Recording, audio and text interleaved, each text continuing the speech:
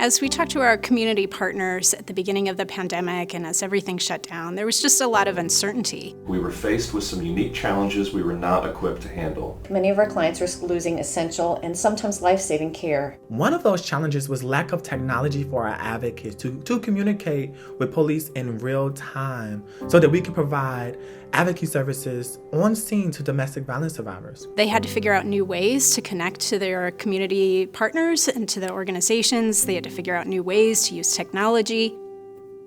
When we released the request for proposals into the community, we received 99 proposals from community-based organizations, the majority of which had never been grantees of ours, had never applied for any funding from bi3 in the past. So we were really excited that the opportunity made its way out into the community and that we were able to make the processes such that it was very open and welcoming and doable for community-based organizations.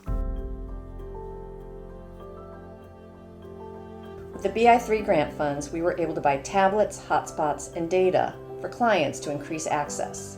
We bought new laptops for staff to improve service provision. The impact the bi3 grant had on this transition was enormous. With your support, we were able to provide nearly 28,000 telehealth appointments to over 4,000 individuals.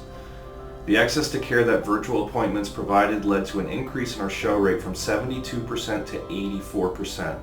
This is the highest show rate in the history of our agency. The resources from bi3 allowed our organization to answer the call for the needs of teen parent families in Greater Cincinnati. Their grant supported our need for an expanded database to track the influx of clients, the purchase of laptops for teen parents and volunteers. Roselawn is one of the few communities in the city of Cincinnati that does not have a recreation center or a place for people to come and congregate, fellowship, exercise, and to be healthy. We are that place in the community of Roselawn. We were able to purchase radios and iPads for our advocates with the bi3 grant. And with the grant, we were also able to serve 668 domestic violence survivors. bi3 empowered our advocates with technology that literally increases their safety from collateral violence on scene. In addition to serving 504 refugees to build self-resiliency and connect to community resources, we were also able to provide training to 152 school staff and community members on culturally responsive and trauma-informed care practices. Those organizations provided specific services to the community. There were a lot of mental health organizations, community-based organizations, those that were addressing the social determinants of health. They served over 50,000 people in our community, provided more than 40,000 telehealth sessions. So we're really able to reach into the community.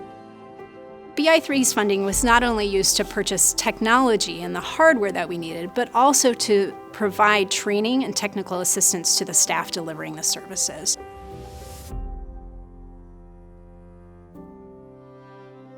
Holly Hill plans on continuing to provide services through telehealth when determined to be the best choice for our client in the future, even when the pandemic is over. What these capacity building resources allowed these organizations to do was strengthen their organizational operations, their outreach to the community, and in turn that led them to take advantage of new opportunities, which could be additional funding that came in. We heard from more than one partner that the bi3 funds positioned them to go after additional funding in the community. A tremendous thank you. I am extremely proud and thankful. On behalf of Refugee Connect's staff, board of directors, and especially the families supported by our work, thank you for giving us the tools that we need to better support the long-term goals of the refugee community. bi3, thank you. Thank you for being our partner and leading change.